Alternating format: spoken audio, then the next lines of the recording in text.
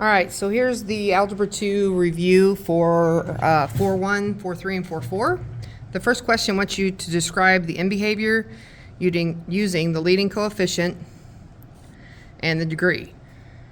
So if you remember back in your book on page 213, there is a chart or a little diagram or whatever that tells you if the degree is this and the leading coefficient is this is what your end behavior will do. If you put that on a note card and use it on the test, I'm okay with that.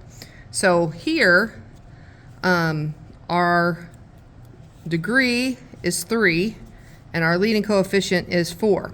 So that means that our degree is odd, which if you look at that on page 213 would be the bottom two options. And then our coefficient is positive. So let's see. Oh no, sorry, it's going to be the right two chart graphs that we're looking at. So it's odd and a positive coefficient means that as x goes up, y goes up, and as x goes down, y goes down. So as x goes down, y goes down. As x goes up, y goes up. Okay? So, and then our domain and range would be all real numbers for both. So it's going to be A. Okay? State the degree and leading coefficient. Make sure it's in the correct order, and it is. So our degree is going to be 4 here, and the leading coefficient's -3.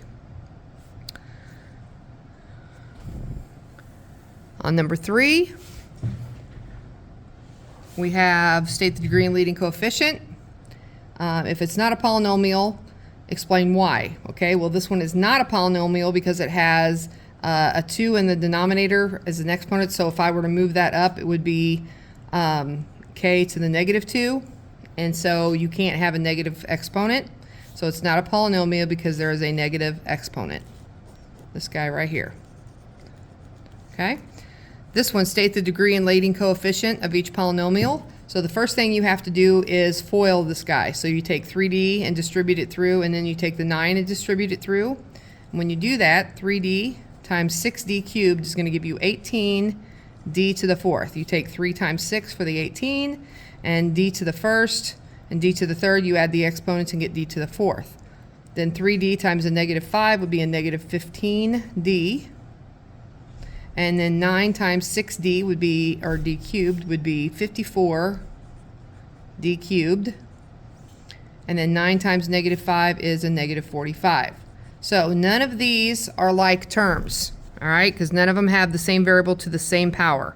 Same variable, but not the same power.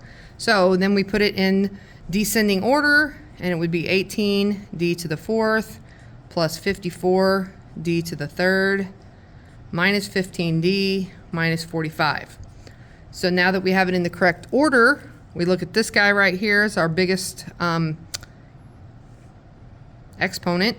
And so the degree is going to be 4, and our leading coefficient will be 18.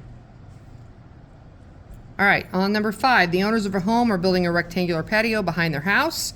Here's the function, and that models the area in square feet of the patio, where x is the length of one of the sides of the patio. What is the area of the patio if the owners choose 7 feet for the length of side x? So basically you're going to put 7 in for x. So you're going to take -7 squared minus, plus 18 times 7. Okay? Okay, so 18 times 7 is 126. And 49, or 7 squared is 49, so -49 plus 126 is going to leave 77. So it's 77 square feet. Now we have to sketch the graph of this function. You can do it just here on the side of your paper. Basically, if you find the axis of symmetry, it would be -b, so -18 over 2a. So 2 times -1. So it's going to be 9. So your axis of symmetry is at 9. Okay, so 1, 2, 3, 4, 5, 6, 7, 8, 9. And then you plug 9 in to see where the vertex would be. All right, so I put 9 in there, we get negative 81. Negative 81. And then 18 times 9. 18 times 9 is 162. So then we take 162 minus 81, and that is 81. 81. So it's at 9 and then 81. So I would go by tens. 10, 20, 30, 40, 50, 60, 70, 80. So 81 is going to be just a smidge above that. Right about there. And then it crosses at 0, 0 because if you look at the equation, negative x squared plus 18 plus, there's no c term here, so it's plus 0. So it's going to cross at 0, 0.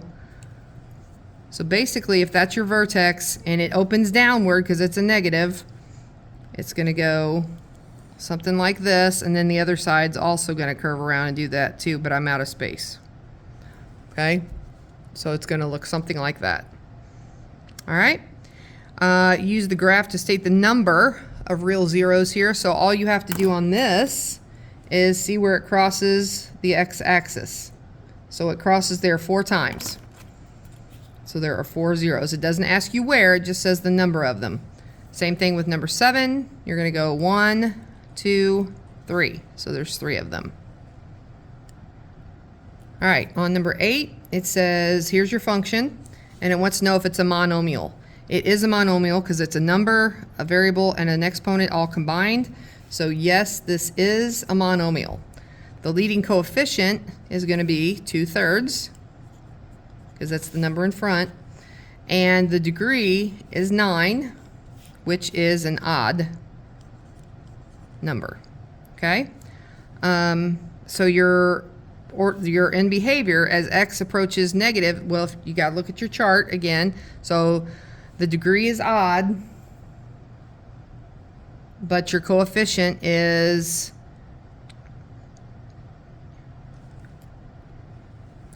the leading coefficient is positive, okay, and the degree is odd.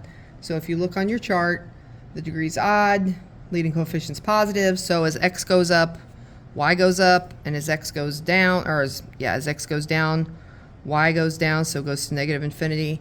As x increases, y also increases.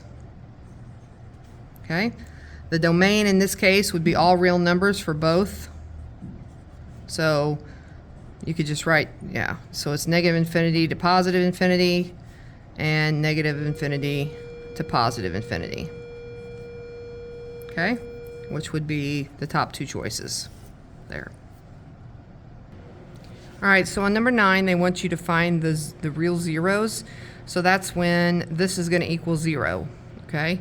So when y equals 0, so that means this factor you set equal to 0, negative 3x equals 0. I don't know if you guys can see that.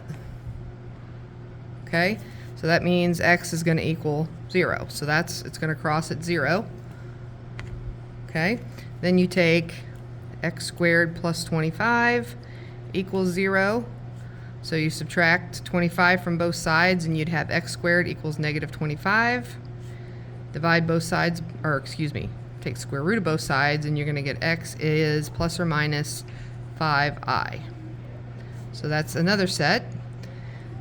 And then the last one is x squared equals 4, or x squared minus 4 equals 0, so you move the 4 over and it's positive.